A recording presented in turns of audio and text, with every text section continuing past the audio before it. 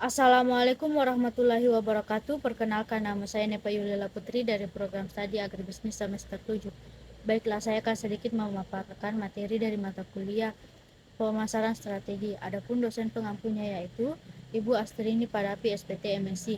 Untuk mengefisienkan waktu, saya akan langsung memaparkan materi tersebut. Kegiatan belajar 1. Analisis lingkungan pemasaran. Langkah pertama dalam perencanaan strategi adalah mengumpulkan komponen lingkungan yang digunakan untuk merencanakan strategi. Hal ini penting karena semua keputusan dan rencana bergantung pada kualitas analisis. Analisis situasi adalah proses yang berkelanjutan, memperbarui data secara berkala dan memberikan informasi penting. Hal ini juga harus mempertimbangkan dampak lingkungan dari keputusan tersebut, khususnya pada komponen internal, eksternal, dan strategis. A. Analisis lingkungan internal. Review sasaran, strategi, dan kinerja saat ini.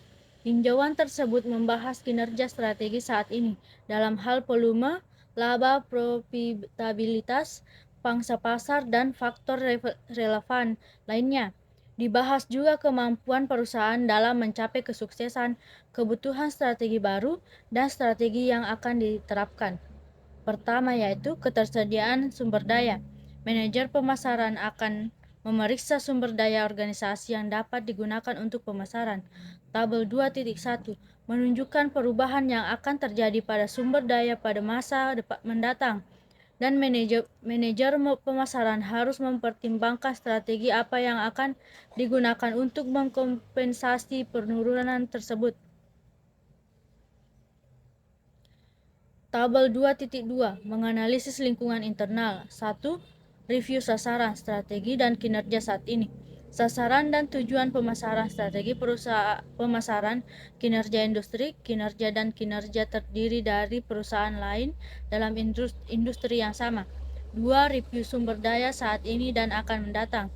3 poin ini membahas pentingnya sumber daya organisasi, seperti uang, sumber daya manusia, dan hubungan dengan anggota dewan, serta perannya dalam memenuhi kebutuhan masyarakat dan menangani kebutuhan baru. 4. Review isu-isu struktural dan budaya saat ini dan akan datang. 5. Poin ini membahas aspek positif dan negatif budaya perusahaan, hubungannya dengan politik dan kekuatan internal, posisinya sebagai badan pengatur orientasinya, ketertibannya dalam perencanaan dan pelaksanaan, serta dampaknya terhadap motivasi karyawan. Kedua, struktur dan budaya organisasi. Pentingnya memahami fungsi bisnis dalam organisasi sangatlah penting. Budaya organisasi mempengaruhi kinerja bisnis, menjadikan posisi ideal bagi bisnis, namun sulit dicapai karena perbedaan individu. B. Analisis lingkungan mikro. Lingkungan eksternal pemasaran terdiri dari lingkungan mikro dan lingkungan makro.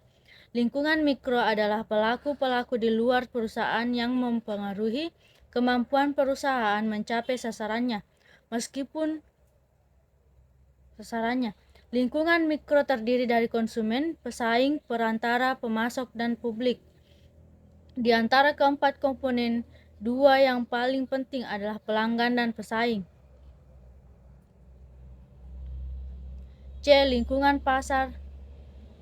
Analisis lingkungan pasar global. Analisis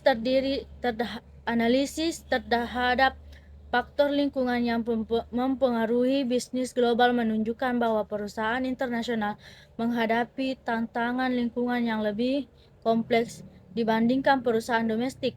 Ini termasuk faktor-faktor seperti budaya, politik, dan masalah lingkungan. Perusahaan harus memahami risiko masing-masing negara, serta pentingnya kerjasama dan perbedaan antara negara. Hal ini mencakup kebutuhan akan perusahaan multifungsional yang beroperasi secara independen dan kebutuhan akan perusahaan global yang beroperasi sebagai pasar tunggal. Sekian yang dapat saya sampaikan, kurang dan lebihnya mohon dimaafkan. Wassalamualaikum warahmatullahi wabarakatuh.